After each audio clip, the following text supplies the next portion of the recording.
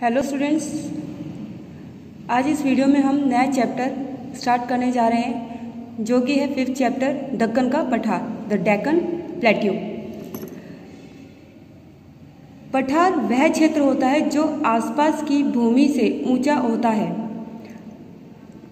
पठारी सतह पथरीली होती है जिस पर छोटी छोटी पहाड़ियाँ होती हैं। दक्षिण के पठार उत्तरी मैदान के दक्षिण में स्थित हैं। यह हमारे देश के एक बड़े भाग को घेरता है। इसे दक्कन का पठार या डेक्कन प्लेट्यू भी कहते हैं। ये इमेज भारत का जो आप मैप देख रहे हैं, इस मैप में जितना ये शेडेड पोर्शन है, रेड शेडेड पोर्शन है, ये सब क्या है? दक्कन का पठार। ठीक है, ये क्या है?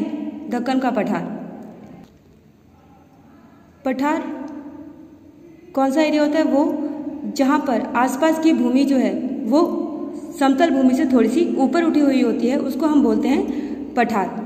पठार की जो सतह होती है यानी कि उसका जो ऊपरी हिस्सा होता है वो पथरीला होता है। कैसा होता है? पथरीला, यानी कि वहाँ पे कंकर पत्थर जो होते हैं वो पाए जाते हैं और जिस पर छोटी मोटी पहाड़ियाँ जो हैं वो होती हैं।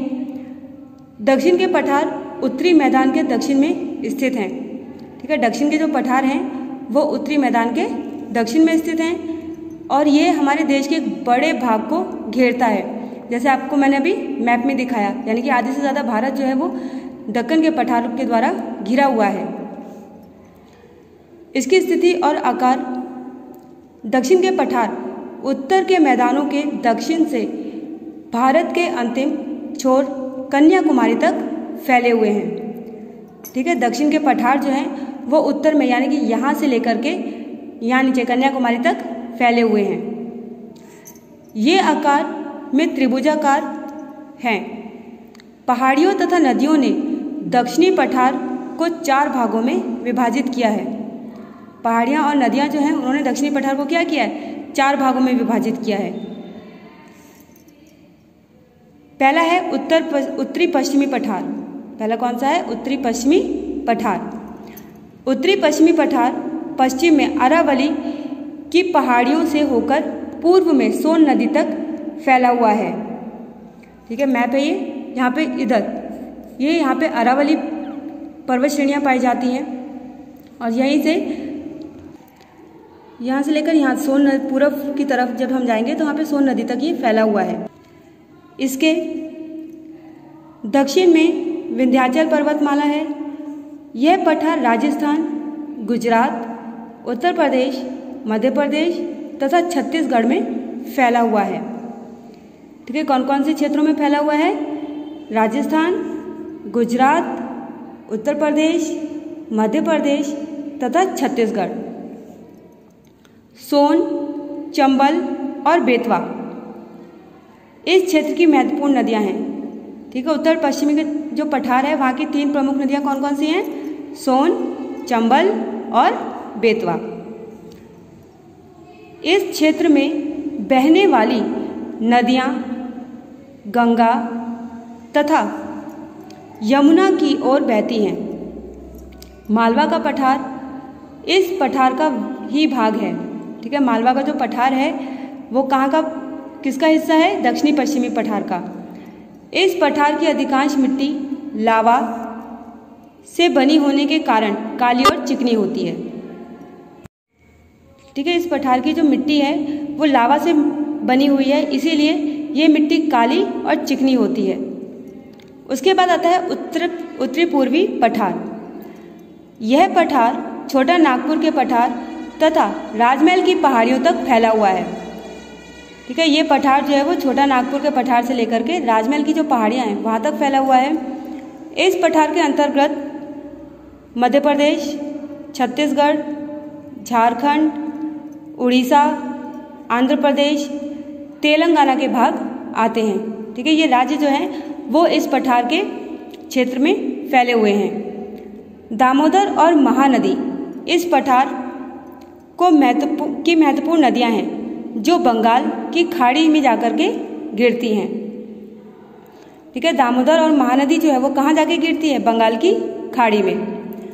गर्मियों में इस पठार में अत्यधिक वर्षा होती है जिसके कारण दामोदर और महानदी नदियों में बाढ़ आ जाती है।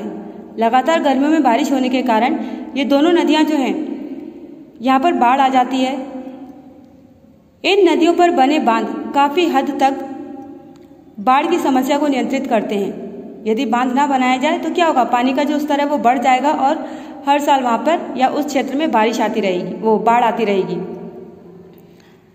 यह पठार खनिजों जैसे कोयला, लौह अयस्क, मैग्नीज, बॉक्साइट तथा अभ्रक में धनी है। यहाँ पर इस तरीके के जो खनिज पदार्थ हैं वो भरपूर मात्रा में पाए जाते हैं।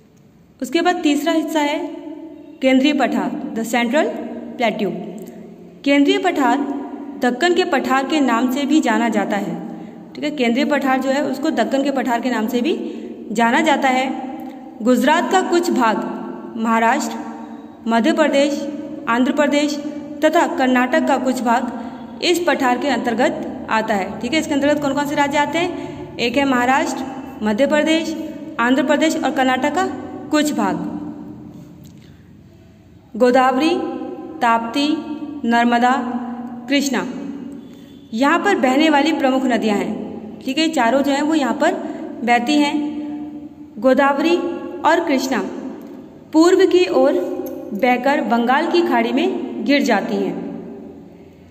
नर्मदा और ताप्ती नदियाँ पश्चिम की ओर बहकर अरब सागर में गिर जाती हैं। देखिए मैप जो आप देख रहे हैं, यहाँ से गोदावरी और कृष्णा जो नदियाँ हैं वो यहाँ से बहती हैं और बहकर के पूर्व में ये बंगाल की खाड़ी जो है यहाँ पर आकर के समुद्र में मिल जाती हैं, सागर में मिल जाती हैं। और वहीं नर्मदा और ताप्ती नदियाँ जो हैं, यहाँ से नर्मदा और ताप्ती नदियाँ जो बहती हैं वो बह कर के कहाँ जाती हैं? अरब सागर में। कहाँ गिरती हैं? अरब सागर में। गोदावरी और कृष्णा जो है वो पूर्व में बंगाल की खाड़ी में मिलती हैं और जो नर्मदा और ताप्ती है वो पश्चिम में अरब सागर में मिल जाती हैं। इस क्षेत्र की अधिकांश नदियों में जल पहाड़ियों पर गिरे बर्फ से नहीं बल्कि मानसूनी वर्षा के कारण आता है। ठीक है, यहाँ पर पहाड़ियों पर गिरा हुआ जो बर्फ होता है उसके पिघलने से नहीं बल्कि जो मानसूनी वर्षा होती है उसके कारण इन नदियों में पानी बना रहता है। यही कारण है कि ये नदियाँ अधिकांशतः गर्मियों में सूख जाती हैं। गर्मियों में बारिश कम होती है, धूप बहुत तेज़ होती है, इसी वजह से ये जो नदियाँ हैं वो गर्मियों में क्या होती हैं? सूख जाती हैं। यहाँ कई प्राकृतिक जलप्रपात यानी कि वाटरफॉल बने हुए हैं। कर्नाटक का जोग पाप यानी कि जोग फॉल जो है वो विश्व प्रसिद्ध है। इस क्षेत्र की जलवायु अधिकांशतः गर्म रहती है और यहाँ की जो मिट्टी है वो कैसी है? काली है। और काली मिट्टी जो है वो कपास की खेती के लिए बहुत ही ज़्यादा उपजाऊ होती है। उसके बाद नेक्स्ट है दक्षिणी पठार जो कि चौथा भाग है। दक्षिणी पठार दक्षिण में कृष्णा नदी तक फैला हुआ है। तमिलनाडु, कर्नाटक, केरल और आंध्र प्रदेश के कुछ भाग जो हैं वो इसमें आते हैं। दक्षिणी पठार में पहाड़ियाँ हैं जिसमें नीलगिरी की पहाड़ियाँ और इलायची की पहाड़ियाँ प्रसिद्ध हैं। ठीक है, कौन कौन सी? नीलगिरी और इलायची की जो पहाड़ियाँ हैं वो विश्व प्रसिद्ध हैं। महानदी, कृष्णा, कावेरी तथा पेनार इस क्षेत्र की प्रमुख नदियाँ हैं। कौन कौन सी? महानदी, कृष्णा, कावेरी और पेनार। इन नदियों ने इस पठार पर चौड़ी घाटियां बना दी हैं। इन नदियों पर सिंचाई तथा विद्युत के लिए बांध बनाए गए हैं।